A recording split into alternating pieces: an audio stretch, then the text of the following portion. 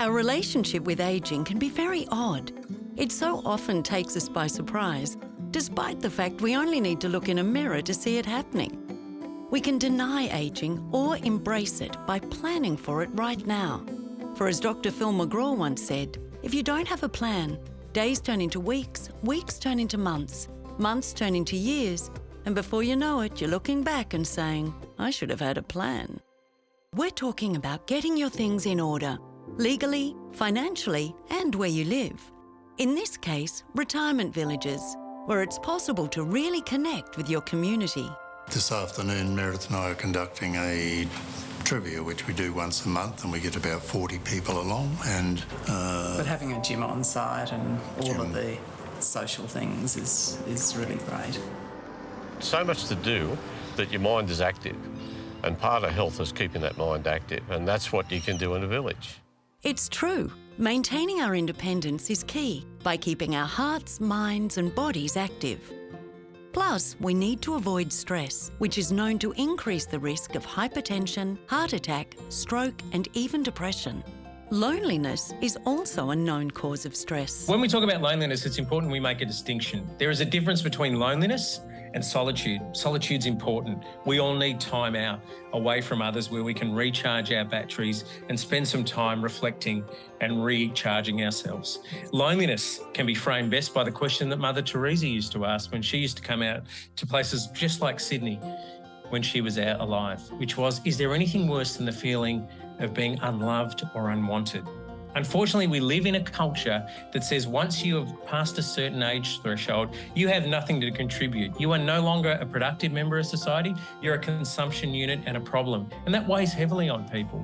And loneliness is that feeling that I have no role in society to play anymore. There is a stigma about feeling lonely, but we can do something about it. And as a society and as a community, it's really important to look out for those who might be lonely. And for those who are lonely, it's really important to feel comfortable talking to your GP because they can do something to help. Connecting to your community means not only your neighbours, but your extended community. The way they reach out at places like the Wayside Chapel in Sydney. And at Wayside, most of our volunteers actually are exactly the age of just entering into retirement or a few years into it. Because for people who are sleeping rough, they may have missed out on the affection of a parent or an uncle or an auntie or a grandma or a grandpa. And we can't be Wayside Chapel without our grannies and grandpas offering that granny and grandpa energy that is so essential to the healing and recovery of so many of our city's most vulnerable. So it's vital to look after each other. But it's also important to look after ourselves. Let's grab some more tidbits on how to do this from Leon. So what legal areas are there that we need to make sure we take care of at this stage of our lives? What documents can we enter into so that we know that our future is appropriately planned for so that we can sleep well at nights? The first document is the will. The will deals with our estate after we pass away. Now, we've all heard of terrible stories of people being left out of wills and wills being contested and the type of conflict that families can have when someone passes away. An appropriately drafted will ensure that any possibility of that conflict is mitigated and minimized as much as possible. The second document is a power of attorney. This document gives someone the appropriate rights and powers to make financial transactions on your behalf and also to sign documents on your behalf. Again, choosing the most appropriate person is critical when you're drafting this document.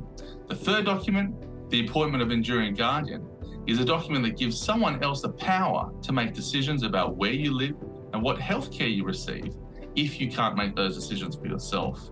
Including the family is so important when looking at this document so that all your loved ones can come around and make those decisions together.